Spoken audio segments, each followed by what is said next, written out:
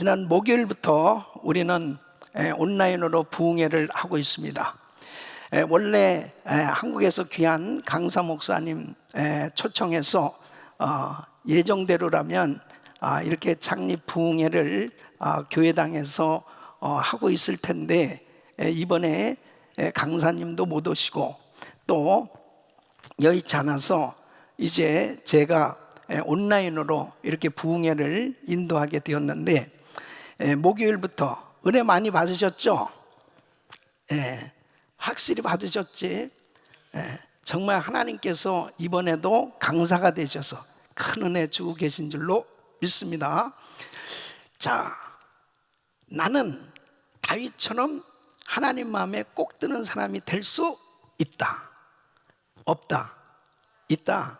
자, 다시 한번 우리 고백해 보겠어요. 시작. 나도 다윗처럼 하나님 마음에 꼭 드는 사람이 될 수 있다. 아멘. 여러분, 우리 신앙의 궁극적인 목적은 하나님을 기쁘시게 하는 데 있는 것입니다. 이 하나님을 기쁘시게 해드리는 중심을 가질 때 하나님께서 다윗에게 이세 아들 다윗을 만나니 내 마음에 합한 사람을 내 뜻을 다 이루게 하리라. 다윗에게 놀라운 은혜를 부어주셨습니다. 다윗은 평범한 사람이었어요. 우리와 같은 성정을 가진 사람인데, 그가 하나님이 기뻐하시는 중심을 가졌을 때 하나님께서 그에게 놀라운 은혜를 베풀어 주신 것입니다. 여러분, 성경 말씀을 통해서 하나님의 복을 받은 사람을 살펴보면, 복을 달라고 구하기 전에 복 있는 사람이 되었을 때 그의 생애가 복된 삶이 되었던 걸 볼 수 있습니다. 이 다윗도 하나님이 기뻐하시는 중심을 가졌을 때 하나님께서 그에게 놀라운 은혜를 주셨던 걸 볼 수 있습니다. 이 코로나 바이러스 사태 가운데 참 혼란스러운 이런 비상 시기이지만은, 정말 우리가 하나님 마음에 꼭 드는 사람이 된다면 하나님께서는 다윗에게 역사하신 그 놀라우신 은혜를 저와 여러분들에게도 부어주셔서 이 엄청난 환난의 시기 가운데서도 하나님의 손에 붙들려 귀하게 쓰임 받으신 줄로 믿습니다. 그래서 하나님은 중심을 보시는 하나님. 사무엘상 16장 7절에 보면 사무엘 선지자를 통해서 다윗에게 기름을 부으실 때 하나님께서 이렇게 말씀하셨습니다. 다윗에게 여호와께서 사무엘에게 이르실 때 그 용모와 신장을 보지 말라. 내가 이미 그를 버렸노라. 나의 보는 것은 사람과 같지 아니하니 사람은 외모를 보거니와 나 여호와는 중심을 보느니라. 나 여호와는 중심을 보느니라. 바로 그 중심을 보시고 은혜를 주신 하나님. 자, 그러면 다윗은 어떠한 중심을 가졌기에 하나님께서 하나님께서 기뻐하시는 중심은 무엇일까요? 첫째는 바로 찬양을 드리는 중심을 가졌습니다. 또 맡은 일에 생명 걸고 최선을 다하는 중심을 가졌습니다. 하나님께 늘 물어보는 중심, 말씀대로 살려고 몸부림치는 중심, 철저히 회개하는 중심, 환난 가운데서도 평안할 수 있는 중심, 하나님의 성전을 사랑하는 중심, 모든 일에 하나님의 선하심을 믿는 중심, 관용을 베풀고 의리를 지키는 중심을 가졌습니다. 바로 어제까지 이 9번째까지 말씀을 전했습니다. 이제 10번째로 다윗은 하나님의 주권을 철저히 인정하는 중심을 가졌기에 하나님께서 기뻐하신 것입니다. 이 사무엘하 16장에 보면 다윗은 이 압살롬의 반란 때문에 이제 왕궁을 피해서 떠나야만 했습니다. 그때 얼마나 급했으면은 맨발로 나왔어. 그리고 너무 부끄러운 가운데 얼굴을 손으로 가리고 눈물을 흘리면서 나왔다고 그랬습니다. 얼마나 고통스럽겠습니까? 그런데 이 사울의 집안에 시므이라는 사람이 쫓아오면서 계속 다윗을 저주합니다. 심지어는 돌까지 던지면서 쫓아오면서 계속 저주라는 거예요. 그러니까 다윗 옆에 있는 신하들이 저 가서 죽일까요? 그러니까 10절에 이렇게 이야기합니다. 왕이 가로되 수루야의 아들들아, 내가 너희와 무슨 상관이 있느냐? 저가 저주하는 것은 여호와께서 저에게 다윗을 저주하라 하심이니 내가 어찌 그리하였느냐 할 자가 누구겠느냐 하고 놀라운 이야기를 해요. 저 시므이가 나를 저주하는 것은 하나님께서 저주하도록 허락하셨다는 거예요. 그냥 내버려 두라는 거예요. 여러분, 이것은 다윗이 하나님의 주권을 인정하는 거예요. 하나님의 주권을 인정한다는 것은 신본주의 신앙을 가진 것입니다. 시므이가 저주하는 것조차도 하나님께서 허락하셔야만 되었기에 그냥 두라는 거예요. 여러분, 우리가 신앙생활하면서 신본주의 신앙을 갖는 것이 얼마나 중요한지 모릅니다. 이 신본주의 신앙을 가질 때 엄청난 시험과 환난 가운데 정말 흔들릴 수밖에 없는 그런 신앙이, 신본주의 신앙을 가진 사람들은 그런 가운데 절대로 흔들리지 않습니다. 그러면 무엇이 신본주의 신앙이에요? 다윗은 무엇을, 하나님의 절대 주권을 인정하는 그러한 믿음을 가졌습니까? 첫째는 모든 것의 주인은 하나님이시라고 믿은 거예요. 그러니까 시편 24편 1절에 보면 다윗이 이렇게 고백합니다. 땅과 거기에 충만한 것과 세계와 그 중에 거하는 자가 다 여호와의 것이로다. 모든 만물이 다 주님의 것이라고 고백하고 있습니다. 그래서 로마서 11장 36절 보면 이는 만물이 주에게서 나오고 주로 말미암고 주에게로 돌아감이라 영광이 그에게 세세히 있으리로다. 아멘. 다윗은 이런 신본주의 신앙을 가졌기 때문에 모든 소유는 다 주인은 하나님이시다. 모든 소유의 주인은 하나님이시다. 그래서 하나님 앞에 예물을 드리고 그 엄청난 헌금을 드리면서도 이렇게 고백을 합니다. 역대상 29장 14절에 보면 나와 나의 백성이 무엇이간데 이처럼 즐거운 마음으로 틀릴 힘이 있었나이까. 모든 것이 주께로 말미암아 싸우니 우리가 주의 손에서 받은 것으로 주께 드렸을 뿐이니다. 그래요. 그러니까 내 것 가지고 하나님께 드리는 것이 아니고 나에게 가지고 있는 이 모든 것이 다 주님이 주신 거고 주님의 것을 내가 주님께 드립니다. 이런 신앙을 가졌기 때문에 그는 늘 하나님을 경외할 수 있었고, 정말 때로는 이런 억울한 일을 당하면서도 신본주의 신앙을 가지니까 그 모든 어려움을 육신적으로 풀려고 하지 않았단 말이에요. 여러분, 욥을 보세요. 욥은 그의 생에 엄청난 시험이 왔습니다. 그 많던 재산을 다 잃어버리고 10자식까지 다 잃어버렸습니다. 근데 이 욥이 욥기서 1장 21절에 이렇게 고백합니다. 이것은 다 잃어버리고서 한 고백이죠. 내가 못해서 적신이 나왔사온즉 또한 적신이 그리로 돌아가올지라. 주신 자도 여호와시요 취하신 자도 여호와시요 여호와의 이름이 찬송을 받으실지니다. 그러니까 바로 하나님 앞에 내가 가진 모든 것, 이게 다 주님의 것이라. 그러니까 주님이 주실 수도 있고 취하실 수 있는 분이다. 모든 것의 주인은 하나님이시라는 사실을 믿으니까 그런 엄청난 환난 가운데 모든 걸 잃어버린 가운데서도 하나님 원망하지 아니하고 오히려 하나님을 찬양했을 때 욥의 모든 공경을 돌이켜 주시고 회복시켜 주신 줄로 믿습니다. 여러분, 스탠리 템 장로님이라는 분 잘 아시죠? 우리 교회 오셔서도 오래전에, 아주 오래전에 간증 집회도 하셨는데 US 프라스티 회사 하시면서 세계 선교를 위해서 참 크게 헌신하신 분인데 지금 100세가 넘으셨는데도 지금까지도 정정하게 살아계세요.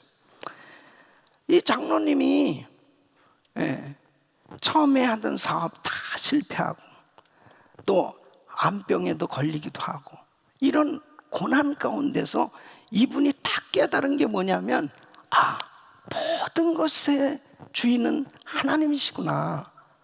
이것을 확실히 깨달은 거예요. 그래서 이제 내가 하는 이 사업, 이제 다시 시작하는 이 사업은 이것은 하나님의 것이다. 그래서 God owns my business. 내 사업의 주인은 하나님이시다. 그래서 이 사업체의 등기 이전을 하나님께 했다는 거예요.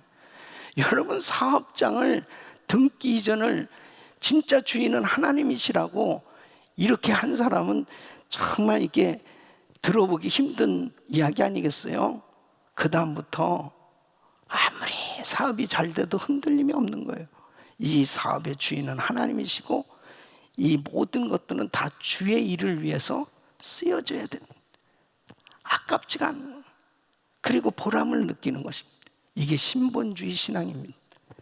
두 번째는 모든 것을 하나님께서 주관하신다는 것을 믿는 거예요. 그래서 시편 29편 10절에 보면 다윗이 이렇게 고백합니다. 여호와께서 홍수 때에 좌정하셨으며 여호와께서 영영토록 왕으로 좌정하시도록. 이스라엘의 진정한 왕은 하나님이시고 하나님께서 내 삶의 모든 영역을 주관하고 계신다고 믿는 거예요.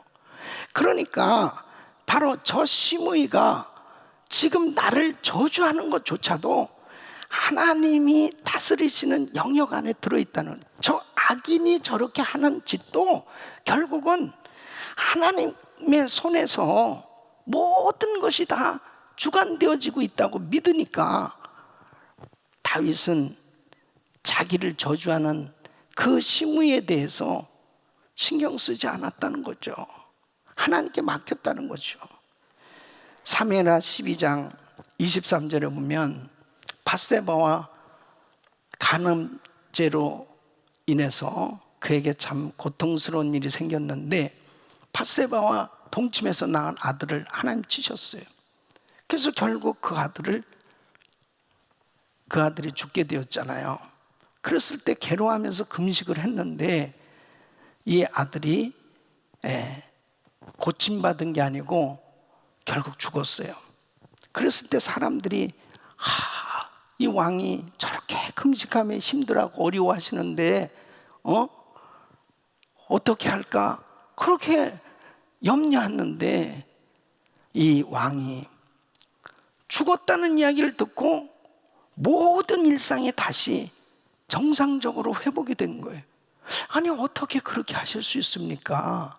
그랬을 때 이렇게 이야기를 내가 다시 돌아오게 할 수 있느냐? 나는 저에게로 가려니와 저는 내게로 돌아오지 아니하리라. 모든 생명도 다 하나님의 손에 있다. 하나님께서 주관하고 계신다는 것을 확실히 믿는 거예요. 그러니까 20절에 보면 죽었다는 이야기를 들었을 때 일어나서 몸을 씻고 기름을 바르고 의복을 갈아입고 어디로 갔어요? 하나님의 전에 들어갔다니까. 바로 성전에 가서 먼저 하나님 앞에 경배하는, 예배하는, 그리고 돌아와서 음식을 먹었다는 거예요. 어떻게 이렇게 할 수 있습니까? 이게 신본주의 신앙입니다. 바로 모든 생명도 주님이 다 주관하고 계십니다.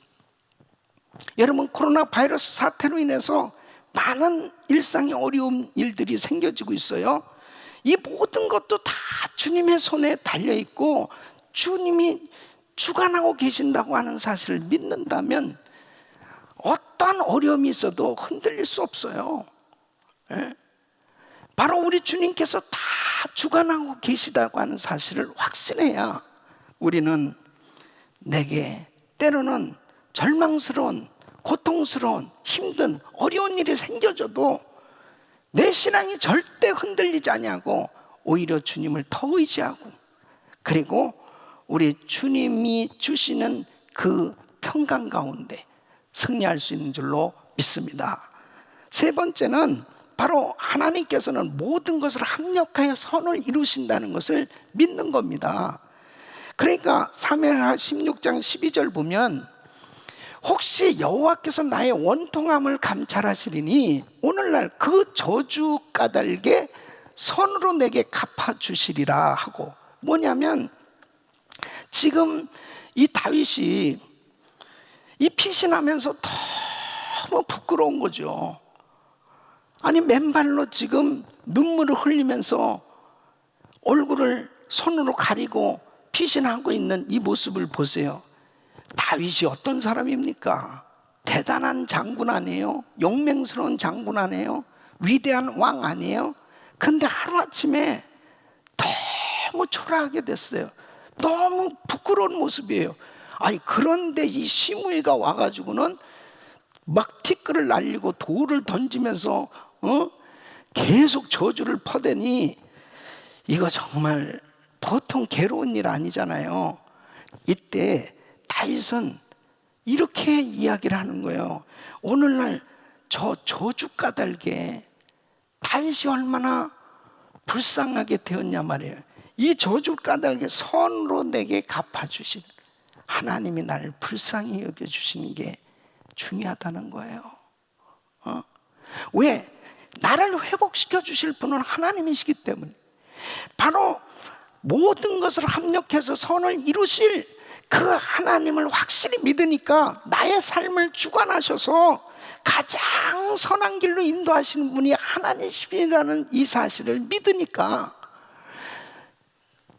참 속상하고 지금 상처를 받고 있지만 내버려 둬라.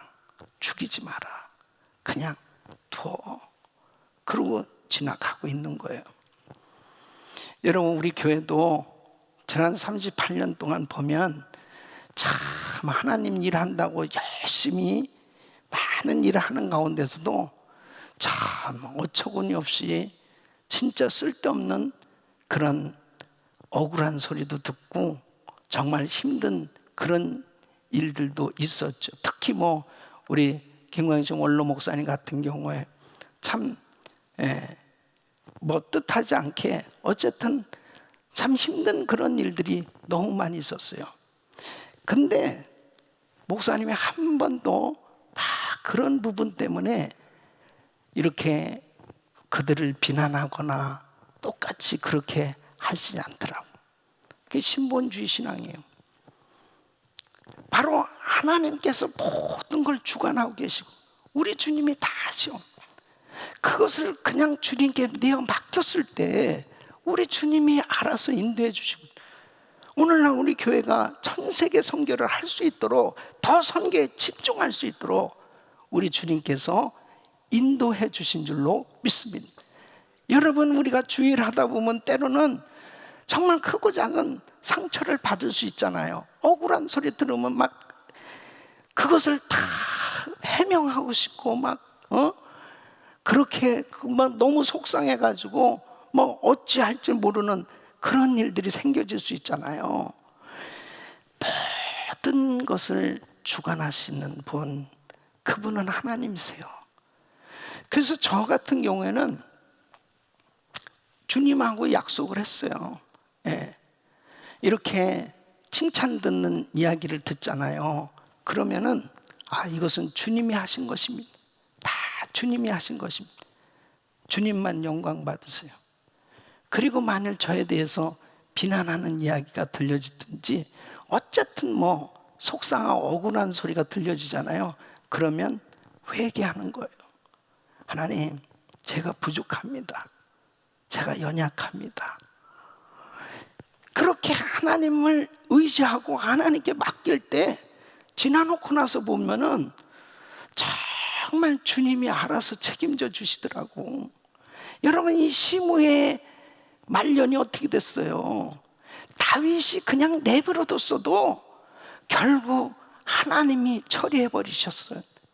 여러분 우리 인생이 절대로 눈에 보이는 어떤 소유 또 사건 그런 것들에 일희일비하지 말고 우리 주님께서 모든 만물의 소유주가 되시고 그분께서 주관하고 계시는데 하나님 뜻대로 살아보려고 하면 모든 것을 합력해서 선을 이루시는 우리 주님께서 책임져 주신다. 할렐루야. 결국 다윗은 다 회복됐어요. 나중에 다윗이 이제 다 회복돼서 돌아올 때 이 시므이 만나잖아요. 이 시므이가 그 앞에서 살려달라고 애걸복걸합니다. 그때 다윗이 그냥 내버려둬요. 용서해줘요. 여러분, 하나님의 주권을 철저히 인정하시는 중심을 가지시기 예수 이름으로 축원합니다. 11번째는 다윗은 믿음의 신앙 고백을 하는 늘 이런 중심을 늘 믿음의 신앙 고백을 하는 중심을 가졌습니다. 다윗 삶 전체를 보면 믿음의 신앙 고백을 하는 삶이었습니다. 다 죽을 것 같은 그런 환경 속에서도 하나님 앞에 믿음으로 신앙 고백을 하고, 승전을 하고 기쁨이 충만할 때도 하나님 앞에 감사하고 믿음의 고백을 하는 다윗의 일생을 볼 수 있습니다. 여러분, 다윗이 쓴 이 시편, 특별히 150편 가운데 다윗이 쓴 시라고 하는 표제가 붙어 있는 것만 74편이나 됩니다. 그 가운데 전부 다윗의 쓴 시는 믿음의 신앙 고백으로 가득 차 있는 걸 볼 수 있습니다. 다윗은 항상 하나님이 누구신지를 분명히 알고 고백했습니다. 그래서 시편 18편 2절에 보면 여호와는 나의 반석이시오 나의 요새시오 나를 건지시는 자시오 나의 하나님이시오 나의 피할 바이시오 나의 방패시오 나의 구원의 뿌리시오 나의 산성이시로다. 그런 하나님을 구체적으로 믿고 고백하니까 시편 18편 1절 보면 나의 힘이 되신 여호와여 내가 주를 사랑하나이다. 그 고백대로 하나님이 다윗에게 힘이 되어 주셨고, 그렇게 하나님을 사랑하는 다윗에게 그 놀라운 은혜를 주셨던 걸 볼 수 있습니다. 시편 23편 1절에는 여호와는 나의 목자시니 내가 부족함이 없습니다. 다윗이 뭐 왕이 돼서 좋은 환경 속에서 이렇게 고백하는 게 아니에요. 너무 힘들고 어려운 가운데 그 고백대로 부족함이 없는 삶으로 축복해 주셨지 않습니까? 시편 27편 1절 보면 여호와는 나의 빛이요 나의 구원이시니 내가 누구를 두려워하리요 여호와는 내 생명의 능력이시니 내가 누구를 무서워하리. 다윗이 얼마나 사울에게 쫓겨다니면서 정말 죽을 고비를 수없이 겪으면서 얼마나 두려웠겠어요. 얼마나 무서웠겠어요. 얼마나 힘들었겠어요. 그런데 하나님 앞에 하나님은 나의 빛이십니다. 나의 방패십니다. 나의 목자십니다. 나의 구원이십니다. 믿음으로 고백하니까요. 내가 누구를 두려워하리요? 내가 누구를 무서워하리요? 이렇게 담대하게 믿음으로 고백한 대로 하나님께서 다윗에게 그 고백대로 은혜를 주셨고, 그리고 승리하게 된 줄로 믿습니다. 여러분, 우리가 믿음으로 고백하는 게 얼마나 우리 신앙생활 하는데 중요한지 몰라요. 로마서 10장 13절 보면 누구든지 주의 이름을 부르는 자는 구원을 얻으리라. 로마서 10장 10절 보면 사람이 마음으로 믿어 의에 이르고 입으로 시인해서 구원에 이르느니라. 여러분, 우리가 입으로 시인하는 게 그렇게 중요한 겁니다. 잠언 18장 21절 보면 죽고 사는 것이 혀의 권세에 달렸네. 혀를 쓰기 좋아하는 자는 그 열매를 먹으리라. 이 성경에서 믿음의 고백이 얼마나 중요한지 대표적인 예가 바로 12정탐꾼이 정탐하고 돌아와서 모세에게 보고한 그 사건이 가장 대표적인 예라고 볼 수 있어요. 12정탐꾼은 각 지파의 다 지도자들입니다. 대표들이에요. 리더들입니다.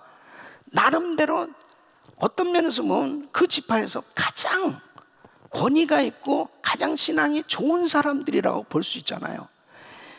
똑같이 가나안 땅 정탐하고 왔는데 10사람이 보고하는 거하고 두 사람 여호수아와 갈렙이 보고하는 거하고 너무 다른 거예요. 예? 이 10사람은 민수기 13장 33절을 보면 정탐한 땅을 악평할 뿐 아니라 자기들에 대해서 이렇게 아예 이렇게 부정적으로 고백을 하고 있는 거죠. 거기서 또 네피는 후손 안악자손 대장부들을 보았나니 우리는 스스로 보기에도 메뚜기 같으니 그랬. 그들의 보기에도 그와 같았을 것입니다. 이 메뚜기 컴플렉스에 걸린 건데, 아니 그 사람들이 뭐 자기들을 봤습니까? 그런데 자기 스스로 그렇게 생각하는, 그 사람들은 뭐 어마어마하게 키도 크고 우리는 뭐 그들에 비해는 이거 들어갔다 하면 다 죽습니다. 근데요, 사람들은 긍정적인 소문은 별로 그렇게 빨리 전파가 안 돼. 근데 부정적인 소문은요, 얼마나 그냥 삽시간에 전파가 되는지 몰라요. 더군다나 10명의 이 리더들이 다 부정적인 보고를 하니까 온통 이스라엘 백성들이 다 울고불고 난리가 났죠. 그런데 민수기 14장 9절에 보면 여호수아와 갈렙은 긍정적으로 믿음으로 보고를 한단 말이에요. 오직 여호와를 거역하지 말라. 또 그 땅 백성을 두려워하지 말라. 그들은 우리 밥이라. 그들의 보호자는 그들에서 떠났고 여호와는 우리와 함께 하시느니라. 그들을 두려워 말라. 이렇게 담대하게 여호수아와 갈렙은 들어갈 수 있다, 승리할 수 있다, 그 땅 하나님이 주신 땅이야, 그렇게 보고하는데, 여러분 보세요. 민수기 14장 28절에 보면 하나님이 이렇게 말씀하십니다. 그들에게 이르기를 여호와의 말씀에 나의 삶을 가리켜 맹세하는, 아주 단단히 하나님께서 작정하고 하실 말씀이에요. 너희 말이 내 귀에 들린 대로 내가 너에게 행하리라. 자, 열정탐권 안 된다고, 들어갈 수 없다고, 정복했으면 네가 말한 대로, 그래 넌 못 들어가. 네가 말한 대로 너희들은 가나안 땅 못 들어가. 자, 여호수아 갈렙 들어갈 수 있습니다. 정복할 수 있습니다. 그래, 내 귀에 들린 대로 네가 믿음으로 고백한 대로 너는 가나안 땅에 들어가. 결국 두 사람만 가나안 땅에 들어갔습니다. 여러분, 내가 지금 하는 말이 내 신앙의 현 주소라니까요. 내가 지금 무슨 말을 하고 살고 있어요? 내가 지금 믿음의 말을 하고 있는지, 내가 지금 축복의 말을 하고 있는지, 감사의 말을 하고 있는지, 어떤 말을 하고 있느냐, 그것이 주님의 귀에 들려지고 있어요. 바로 내가 지금 이 코로나 바이러스 사태 가운데 사람들은 지금 다 두려워하고 절망적이고, 그리고 정말 힘들어할 수밖에 없는 이런 상황 속에서 내 입에서 쏟아져 나오는 말들이 어떤 말이냐, 너무너무 중요한 거예요.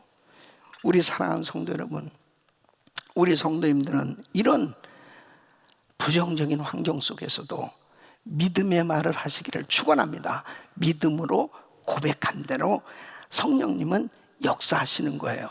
믿습니까? 이 오랄 로버츠 목사님, 이분이 1948년도에 펴낸 책이 낫기를 원하면 이것들을 행하라, 이런 책을 썼는데요. 이분이 요한3서 1장 2절 사랑하는 자여 내 영혼이 잘된 같이 내가 범사에 잘되고 강건하길 내가 강건. 어느 날 이분이 이 말씀이 깨달아진 거예요. 너무 깨달아져 가지고 정말 이 말씀을 계속 암송하고 계속 주장하고 계속 선포하고 그랬더니 병이 낫고, 그 다음에 정말 믿음이 성장하고 이런 열매들이 막 맺어지니까, 와, 정말 이렇게 믿음으로 선포하는 게 중요하구나. 근데 이 책이 조용기 목사님에게 전달된 거예요. 그 조용기 목사님도 그 책을 통해서, 이 오랄 로버츠 목사님 통해서 굉장히 은혜를 받은 거예요. 그래서 그때 당시 여러분 1958년도인가 여의도 순복음교회가 개척됐으니까요, 6.25 전쟁 이후에 대한민국은 다 폐허되었잖아요. 전부 뭐 거지들처럼 뭐 고아들이 수없이 많고, 그렇게 어려운 시기에 이 말씀이 딱 적용이 된 거예요. 조 목사님도 계속 이 말씀을 선포하고 지금까지도 계속 선포하잖아요.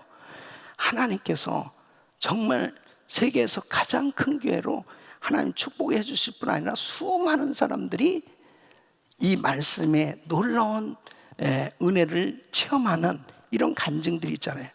물론 번영신학이라고 이렇게 비판하는 그러한 이야기들이 있어요, 이분들에 대해서. 근데 저는 이렇게 생각합니다. 여러분 보세요. 물질 자체를 목적으로 구하면 이건 기복신앙이에요. 기복신앙은 그 물질 때문에 결국 하나님에서 멀어지고 타락한 거예요. 자, 은사를 목적으로 구하면 이것은 신비주의가 됩니다. 이 신비주의가 되면 결국 그 은사 때문에 교만해지고 하나님 제대로 섬기지 못하는 거예요. 그래서 번영신학이라는 것은 목적을 바로 물질이나 은사의 목적을 두었을 때 결국 그런 피해가 되어진 열매들을 보면서 바로 그걸 비판하는 거거든요. 근데 여러분 보세요. 바로 물질을 구해야 돼요. 은사를 구해야 돼요. 근데 그 목적이 하나님의 영광을 위해서 구하면 바로 그 목적이 복음 전하기 위해서 구하는 것은 이것은 번영신학이 아니고 바로 복음주의 그리고 성경적이란 말이에요. 그러니까 이 부분을 제대로 구분하지 못하면 마치 물질을 구하면 이건 기복신앙이고 은사를 구하면 이건 신비주의고, 그러니까 교회들이 힘이 없어요. 성도들이 제대로 구하지 못하는 거예요. 입술로 뭘 구하려고 그러다 이거 기복신앙이고 신비주의 되는 거 아니에요? 그러니까 결국 그 입술에서 고백되어진 대로 하나님이 역사를 하셔야 되는데 자신이 없는 거예요. 그렇기 때문에 우리는 하나님의 말씀대로 이렇게 구체적으로 하나님 앞에 믿음으로 고백할 때 하나님의 영광을 위해서, 하나님 세계 선교 마무리를 위해서 이 귀한 복음이 전해져야 되겠사오니 내 영혼이 잘된 같이 범사가 자리로 강건해질 수 있도록 하나님 은혜를 주시옵소서. 이렇게 구할 때 하나님께서 네 믿음대로 될지어다 하나님 역사하시는 겁니다.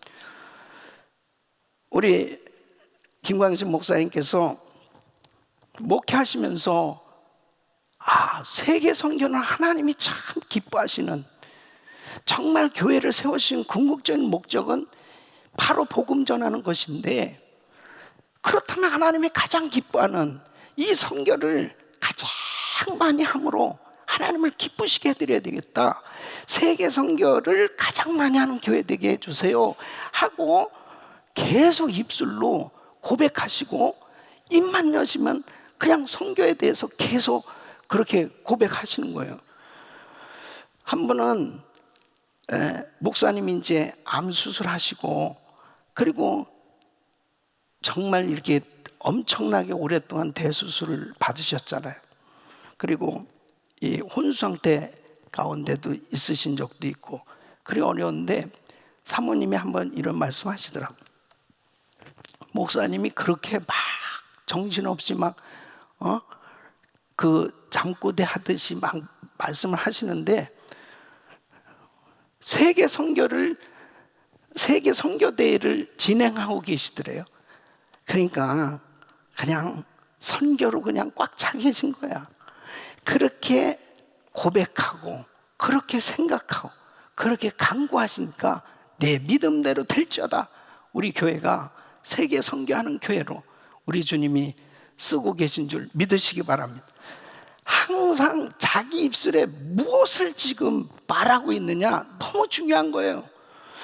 저는 제가 진짜 꿈이 있어요. 마태복음 24장 14절 말씀입니다. 이 천국복이 모든 민족에게 증거되기 위해 온 세상에 전파되리 그제야 끝이 오리라. 세계 선교가 마무리되면 우리 예수님 오신다니까요. 그러면 지금이야말로 말세거든요. 주님 오실 날을 준비해야 돼요. 거룩한 신부의 영성으로 준비돼서 우리 모든 성도님들이 바로 세계 선교의 총력을 다해서 세계 선교가 마무리됐을 때, 주님이 공중 재림하실 때 우리 다 들림 받는 거죠. 나는 아무래도 안 죽을 것 같아. 그래가지고 그냥 들림 받는 걸 좀 체험해 보고 싶어. 어떻게 들림 받는 건가? 샥 변하던. 예? 여러분, 아멘 한 사람은 나하고 똑같이 이렇게 들림 받을 거고, 도대체 이 온라인으로 예배는 아멘 하는 건지 안 하고 있는 건지 이게 확인이 안 되니까 아멘 하시는 거지. 그래서 그 꿈이 있어요. 하나님, 정말 들림 받고 싶습니다. 바로 세계 선교 마무리하고 주님 앞에 서기를 원합니다. 사도 바울은 빌립보서 3장 14절에 분명한 표대가 정해졌다니까요. 표대를 향하여 그리스도 예수 안에서 하나님이 위에서 부르신 부름의 상을 위하여 쫓아간, 이 분명한 표대가 정해졌기 때문에 매를 맞고 감옥에 갇히고 그런 시험과 환난을 당해도 그를 막을 수가 없었어요. 선교하는 걸 막을 수가 없었어요. 그래서 그는 끝까지 승리할 수 있었습니다. 우리 교회가 교회 창립 38주년을 맞이했습니다. 와, 금년도에 선교에 대한 어마어마한 스케줄을 다 만들어 놨었는데 모든 것 다 올스톱 됐습니다. 그러나 모든 만물은 다 하나님의 주권 가운데, 하나님의 모든 역사를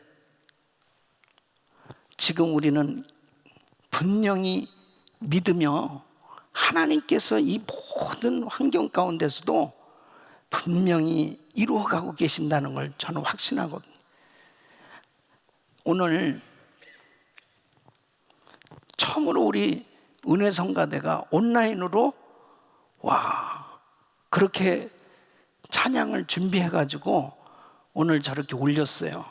근데 너무 감동을 받은 거예요. 성가대가 모여가지고 저렇게 찬양할 수 없거든요. 그러니까 본인들은 막 하나님 앞에 찬양하고 싶은데, 그래서 저런 방법을 낸 거죠. 각자 집에서 그 악보 가지고 다 해서 온라인으로 만든 거예요. 저는 저 화면을 보면서 이렇게 온라인으로 예배 드리다 보니까 성도들을 잊어버렸어요. 여러분들은 화면을 통해서 저를 얼굴 보지만 나는 못 보잖아요. 그러니까 오늘 처음으로 쫙 성가대 보니까 아주 포동포동하네. 너무너무 감격스러워. 저 권사님들, 저 집사님들인데 너무 감사한 거예요.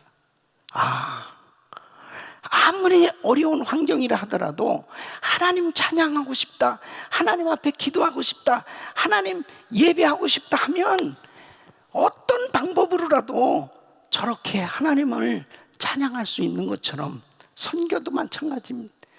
모든 것이 막혀진 것 같지만 하나님께서는 그 가운데서도 지금도 일하고 계시고, 우리의 마음을 우리 주님 앞에 올려드릴 때 우리 주님은 교회 창립 38주년을 맞이하면서 우리는 달려갈 방향이 있어요. 표대가 정해져 있어요. 우리는 해야 될 일이 있어요.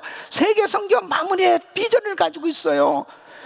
이 꿈과 비전을 가지고 달려나가는 우리 앞길에 코로나 바이러스도 막을 수 없다. 하나님이 하시면 되는 것이죠. 우리 사랑하는 성도 여러분, 우리 교회를 이렇게 선교하는 교회로 세워주시고 우리는 분명히 나가야 될 방향을 정하고 있습니다. 끊임없이 믿음으로 신앙 고백을 하세요.